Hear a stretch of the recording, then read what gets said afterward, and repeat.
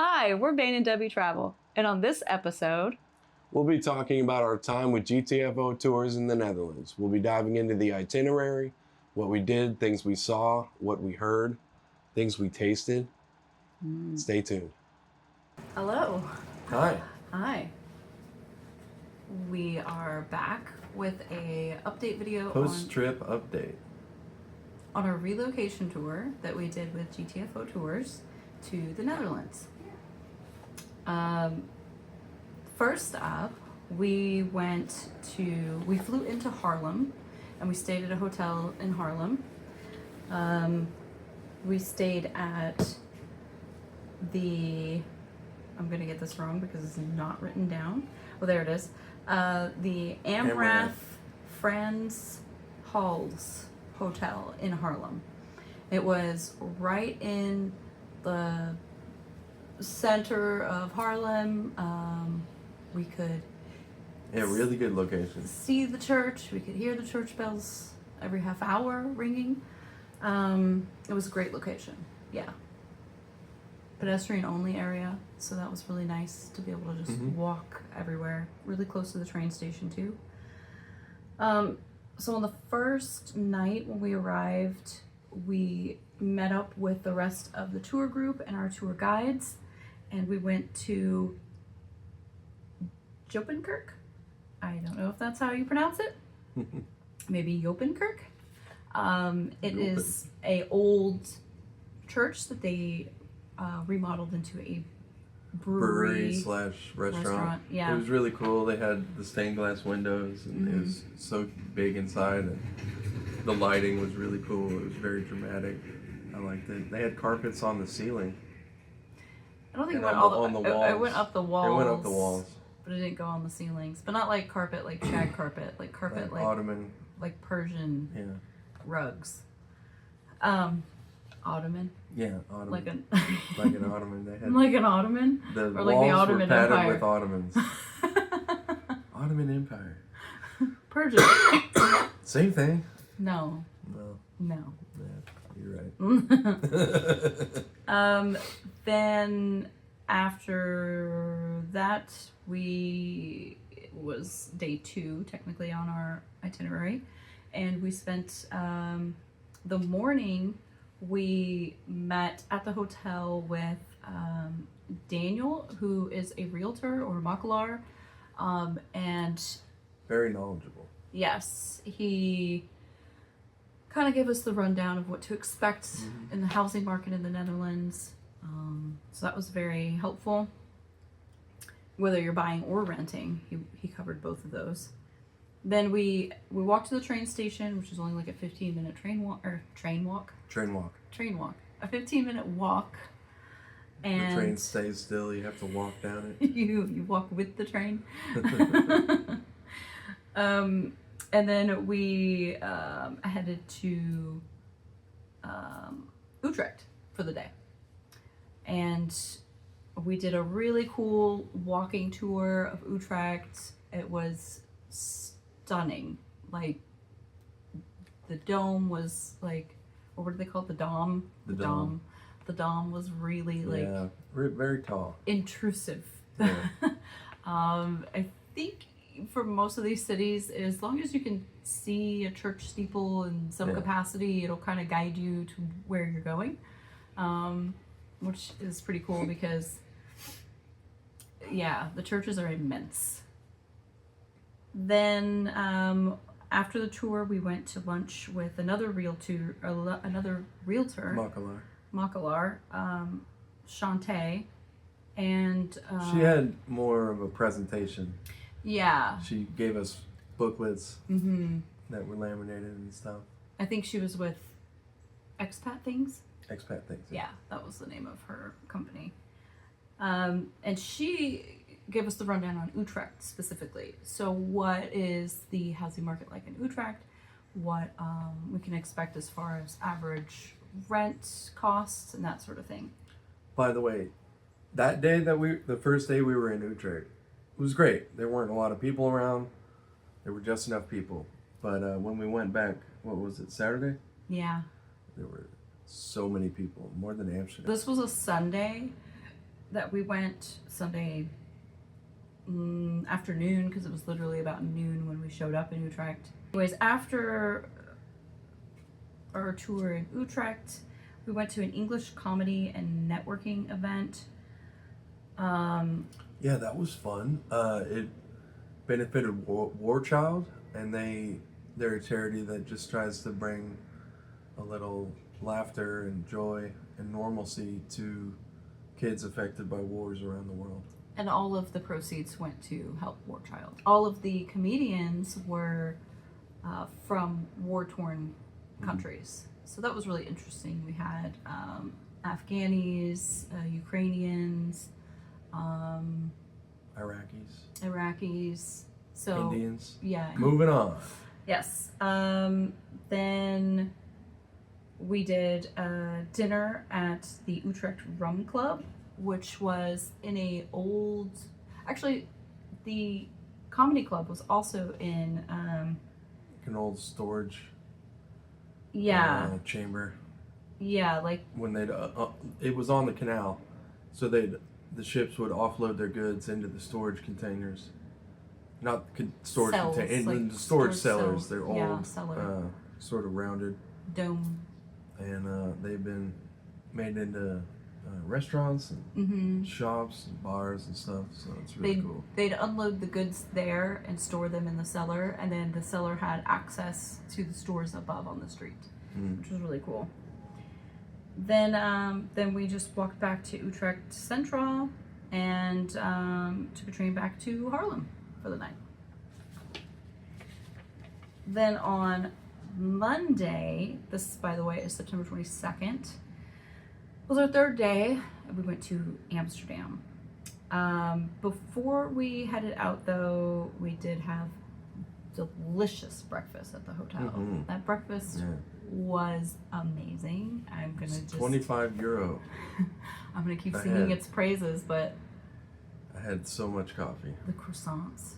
I'm still dreaming about the croissants. Were good. Oh Pastries. my gosh. The eggs. They were actual eggs, They were real eggs. not hotel eggs like you get here. Yeah, so anyways, we ended up taking the train to Amsterdam, and then we did a workshop on visas we basically met with a immigration lawyer, and she gave us the rundown on what to expect as far as our permanent residencies, as ZZP or a BV.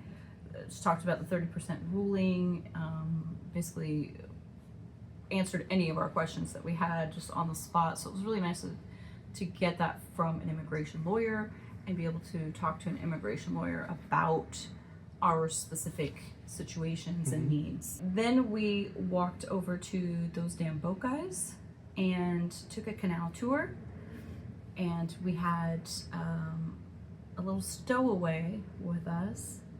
Yeah. Chupi was the dog's name, which I think is Romanian for soup. Chupi loved Bane. They became best friends. And yeah, we just kind of toured the canal, got to see the sights, saw the Anne Frank house and the Westerkerk, which is right next to Anne Frank's house. Yeah, just really cool to just take it. There was a lot to take in. It was a very long tour. Saw actually. the huge floating Chinese palace restaurant. There seems to be a few of those Yeah. throughout Amsterdam, I think. Because there seem to be a few of those speckled. Sprinkles. Sprinkles. Beach. Sprinkled. Sprinkelsy. Okay, anyway, he's not helping. I think he's having a breakdown. Okay. Let's see. Then after that, we went to the Cafe New Amsterdam and had lunch there. Fun fact about New Amsterdam, right across the street is a really good coffee shop, and they don't sell coffee. So. All right. Then we went for a happy hour at Arend's Nest. I think that's how you pronounce that. This was actually also kind of a networking event Yeah. that they did. They hosted like a meetup with Bunch of the expats they brought over, and a bunch of people that work with them, and it was really cool. Talking to people, getting to know their unique situation. Yeah, we met quite a few people that are there as well on the DAFT visa, and just it was really cool to already make friends with people that are there, especially people that have been on the same journey that we're on right now. So really cool. Some of them are very fresh, only a few months there, and some others have been there for a few years already even. So very nice. Then on Tuesday, this is day 4, we headed over to Den Haag, which is The Hague. And we did a walking tour with Oscar, and we got to see the palace. Well, I don't know what the official term is, because it's not the actual palace grounds, like where the king and queen and their kids all live. It's like the government building, officially, I think it's what it actually is. But anyways, we got to walk around The Hague, took a nice walking tour, got to see some really unique architecture. I think what set The Hague apart to me was how it looked like you could be anywhere in Europe. Like the architecture was such a blend of different influences. There was one area we walked in, it looked like an old English pub, like you could have been on the set of you know, Peaky Blinders. yeah, so, well, I was gonna say like we could have been on the set of Harry Potter or something like that. And then there was another area that we walked and it was very Italian influenced. It had like the Spanish tiled roofs and things like that. It was just really cool. We went through this one area called the Passage, and it had definite French influences. So it was just really, like, you could have been anywhere in Europe, and it would have been hard for anybody, if you took a picture, somebody would struggle to pin it down. I would say that. Like, where are you exactly? It's a very multicultural city. You can tell there's a lot of international influence there, and it has been for quite some time. Then we had lunch at Zebedis. No, Sure. Yeah, I don't really remember the place, to be honest. This was now, I guess, a couple weeks ago for us, so we're just now getting around to this. I don't really... Actually, fun fact, we filmed it and then she deleted it. Because he said he got it off my phone. I thought I did. So we're doing it again. Then we... Oh, okay, I remember now. So this was the place where we met with John Bile. Oh, yeah. Yeah, okay. It was actually really cute, cool. Really cute place. The food was... I don't think we actually ate, to be honest. I think we just had... We shared like an apple pie, streusel. Something, yeah. We just had pie. Lots of coffee. Yeah. Because it was a political conversation. Yeah, so coffee.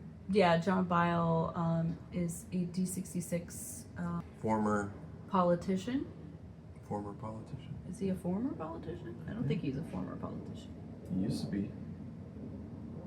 That's what the word former means. Yeah, so he's a former politician. Okay. Anyways. He discussed the political climate, the political, I guess, how would you word it? The structure, the political structure. There's 27 different political parties that are in the upcoming elections in the Netherlands this year. Yeah, and it's very different from the United States. The way that it's crafted, it's difficult for one party to take full control. Yeah. So unlike in America right now, what we're experiencing, where dictatorship is extremely possible, the Netherlands would require more than half of the 26 parties to form a coalition and then basically try to overthrow all forms of government, which would be pretty really spectacular. Yeah, really difficult to get 26 different, well, I guess you'd say at least 12 parties to get along. We can't get Republicans and Democrats to get along, so think about that. So then I don't think on this day though that we went to Delft, even though it says here we had some free time to go to Delft. We went to Delft another day, but oh yeah, so after that we ended up going to Bergery? Scheveningen? Scheveningen? Scheveningen? Scheveningen. Shenanigans. Scheveningen. Scheveningen. Ah, Scheveningen. we're cooked. Basically that is the beach and beach area of The Hague, and so we went down there and had dinner at the Blue Lagoon. Dinner was okay. It was really cold because we were obviously on the beach, so there was nothing to block all that wind. They did have some like glass partitions up that did help a bit, but it was still really cold. So had a little fireplace and some blankets to keep us warm while we hung out at the beach, I guess. Yeah. Then on the 5th day, we did a meetup with RJ Pessigin, who is a healthcare consultant. He's I think he's the sports medicine doctor specifically, but he basically gave us a rundown of what the healthcare system in the Netherlands is like and what we can expect. And then if we had any questions about the healthcare or any concerns, we were able to address that with him as well. Then we did a walking tour of Haarlem with Jana. And even though we'd already been in Haarlem for 5 days at this point, we spent most of the day in other cities, so. Right, we really did. And then at night, it was mostly just us walking to and from the train station. I think on this day, we did go to Jana's house, and she let us tour her place to see what a typical Dutch home would be like. Her place was right on the canal, maybe a 3-minute walk to the train station. Yeah. And I don't know if I'd say it's a typical Dutch home, but it was. Anyway, I wouldn't say it was a typical Dutch home because I think hers is more on the, I want to say the higher end of Dutch homes. That's just because they bought at a good time 25 years ago and invested well, right? Then after the tour in Haarlem, we took a train to Leiden and we had lunch at Paco Chow. Should we talk about Paco Chow? Yeah, well, you go in and there's a reception area. It has photographs and paintings and stuff and a piano and sort of a wardrobe. A wardrobe, yeah, like Narnia. It looked like when we walked in, I think one of the other people at our party was like, did we walk into someone's home? Like, I don't think this is the restaurant. Like, they were very confused. Yeah. I was like kind of in the back of the line following everybody else through, so I didn't know what they were talking about. And then by the time I got up there, they figured out how to get inside, which is through the wardrobe, like Narnia. Yeah. So that was really cool. The interior was really awesome. The food was great. Everywhere we went, they had really good food. Yeah. Like, really good food. Yeah. Then we did a little scavenger hunt through Leiden. Leiden is where Rembrandt was born and went to school, and I guess essentially was discovered. So the scavenger hunt we went on was Rembrandt specific. So we kind of retraced the steps of Rembrandt's childhood and that sort of thing. We found a lot of sculptures and murals and that sort of thing that were all created in his remembrance. What was that? Remembrance? Remembrance? Remembrance? Remembrance? Alright. Then we It's supposed to be a dinner on our own that night, but I don't remember. We didn't do anything on our own. We all hung out together. We all liked each other, and then we're like, well, we don't know where to go or what to do anyways, so let's just do it together. So I think we ended up finding a little place, the center of the city, and they have, like, on the canal, they have these boats that have been repurposed for, what do you want to call it, like a deck seating for the restaurants there, which was really cool. And so we ended up just sitting there and kind of hanging out. I don't even think we ate there. No, we didn't eat there. Just got harassed by hornets. Oh, that's right. I had a mojito and they would not leave it alone. Yeah, they did. So when they Keep finally left, following us. I drank it down. I was like, oh, get that away from me. We had a reporter with us From New York. on the tour, and she got stung by a hornet, and then like kept following her, and it was just like, it was chaos all day. There were bees everywhere, hornets, or I don't really know. I've never seen so many bees or hornets. But Leiden had like flowers everywhere. So I guess that's probably why. I mean, it was probably the most, of all the cities we visited, it had the most, what's the word? Greenery. Greenery, public floral arrangements. They were everywhere. So I can see why there was a lot of bees or wasps, or they had to be bees, because wasps They're probably bees. They look like bees. They looked like bees to me, yeah. Just maybe a different breed of bee, not the big fat bumblebees. Anyways, then day 6, we went to Rotterdam, and we did a walking tour of Rotterdam. We got to see a lot of. Rotterdam was bombed during the war, so most of the city has new construction. Yeah, a lot of it's new construction, and it's modern. Yeah, it's very not modern. as Dutch as. It reminded me of like Brooklyn or something. Most of the areas that we looked at, anyway. Then we went to Markt Hall for lunch. Yeah. And that was really good. I got some fish and chips. It's pretty good. It was really good. I had a gouda and ham sandwich, and it was so good, so good. And then we did a little bit of a walking tour after that too. We went to see the Erasmus Bridge, and then we went to.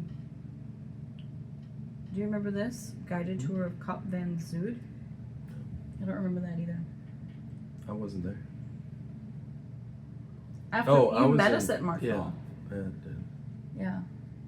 Because he had a boo-boo. My left Achilles tendon was really. He had a boo-boo, Getting and he tight had on to me. stay at the hotel most Okay. of the morning. Okay. And then he met us at Mark Hall for lunch. I I didn't think want to it go on was a an 3-hour walking excuse. tour. Yeah. Excuse me. It was an excuse to miss the walking tour and to sleep in. I think that's what happened. No, I was hurting, baby. Yep. Then we went to the Hotel New York, which is where a lot of Cruise lines. Dutch left to come to America from that basically point of exit, I guess we would say, not point of entry. So most of them went from there to like Ellis Island, I believe, because I think that was around the same time that area was in use. Then we took a water taxi over to Delfshaven. Those water taxis were so cool. They were like. They, Some guy would just step they off were and then he'd really be like. fast. They dropped off a guy. I didn't even know they stopped to drop off a Yeah. guy. Like, I was like, did that guy just get off the boat? Like, they just went, and then this guy jumps off, I guess, because I didn't even see him until we were leaving, and I saw him like walking the platform, and I'm like, did that guy just get off our boat? Like, how? Yeah. It was crazy. Like, these guys are skilled. Anyway, so then we took the water taxi over to Delfshaven, which Delfshaven is where the pilgrims left. There's a lot of controversy around why they left, but I like to think that they were crazy people. And nobody liked them because they were trying to like press their religion onto others, and people were like, that was not the time to do that, because it was very, yeah, people weren't into. It's very non-Dutch. Yeah, it's just force people to be religious was just not of the time. I'll put it that way. So yeah, rumor is that basically they got told to like Eat it. Yeah, get out of here. We don't like you. So we ate at the Pilgrim Brewery, and that was in Delfshaven. We met with a couple of people. We went with. We didn't eat there. Well, I think. You had an apple streusel. I think we had an apple streusel that we shared. That was good. Yeah, it was good. If there's one thing that the Dutch can do, it's apple streusel. I think just and that's German, pastries so. in general. Yeah. That's not. Apple streusel's German, right? Well, technically it is an apple tart, I guess, Apple tart. that we had. Yeah, it's okay. But we met with Caroline Williams, who talked specifically to me about working in the Dutch market in IT. And then you talked to Rosella. I could get my card. Rosella Davi.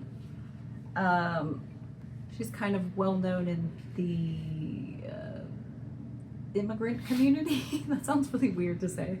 But she was able to talk with you guys. Yep. I don't know what she talked to you guys about. Just about networking, the power of networking for Delft applicants and as an entrepreneur. Yeah. That's good.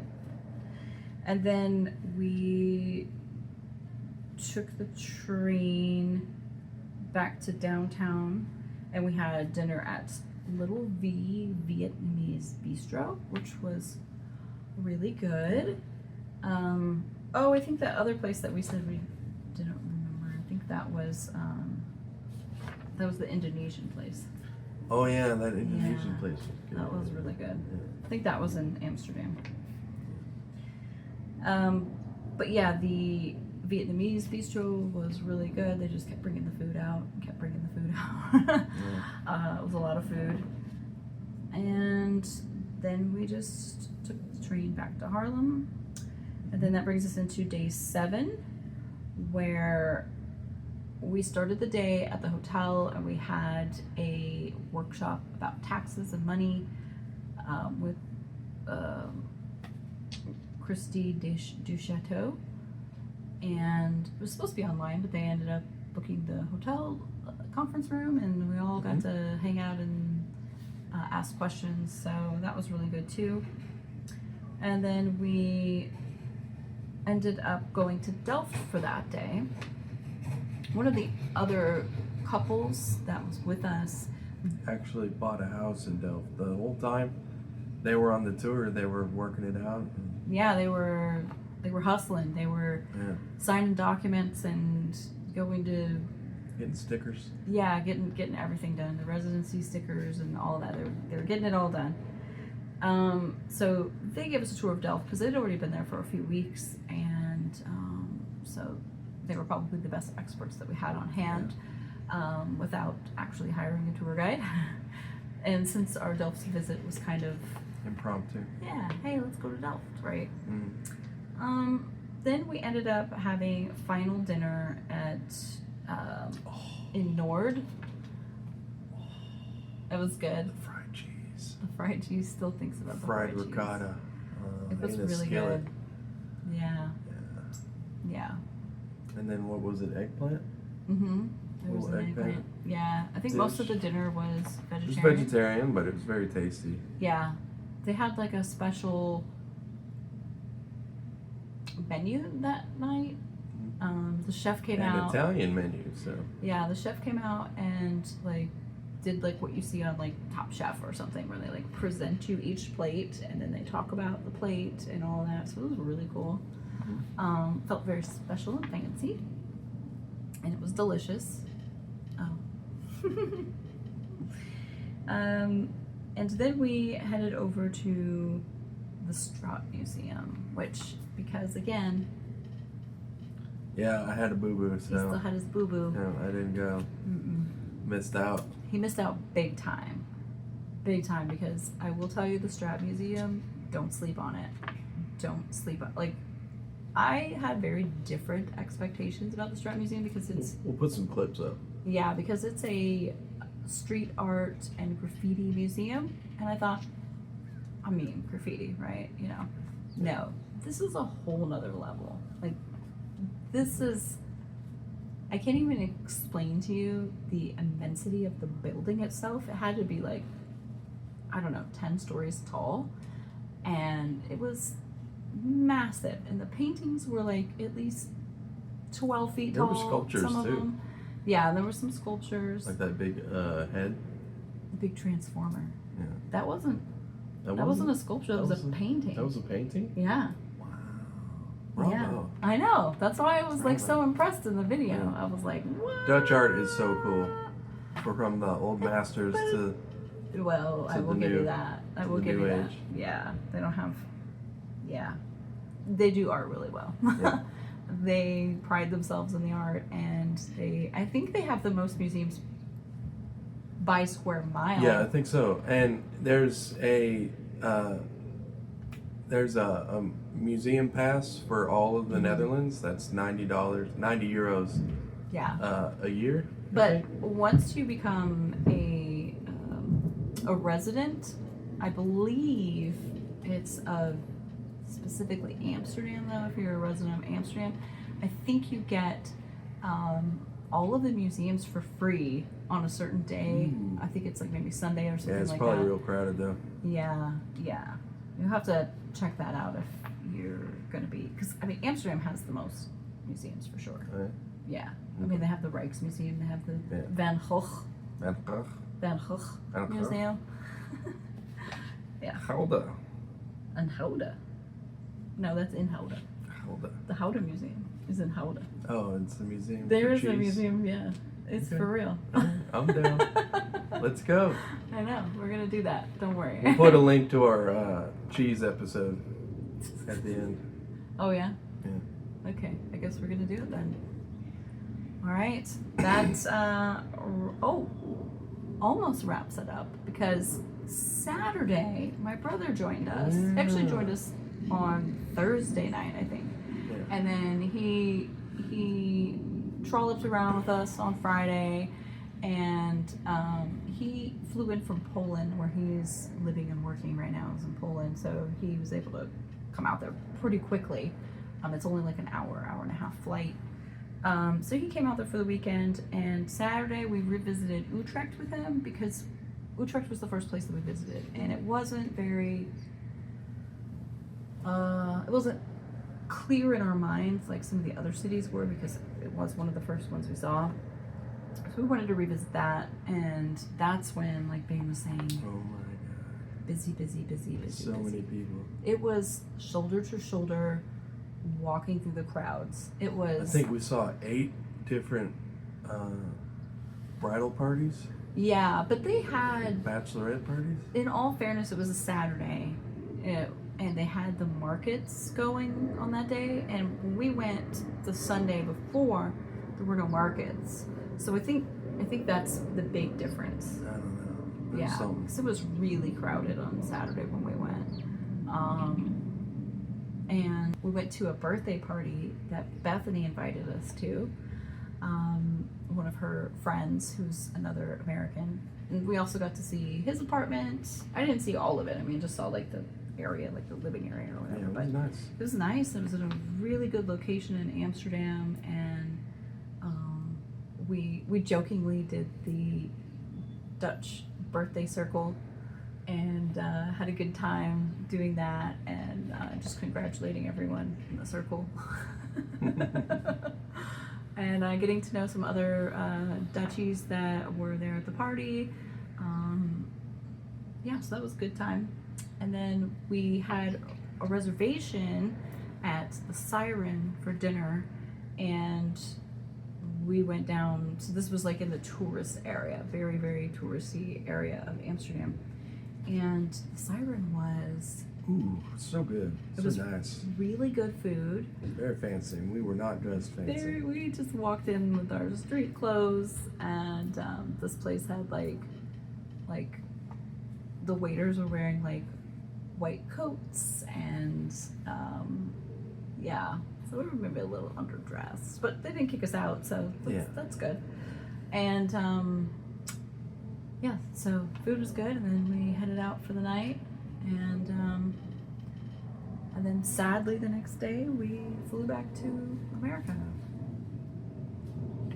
But we're going back for good. So permanently. Yeah, we just mailed off our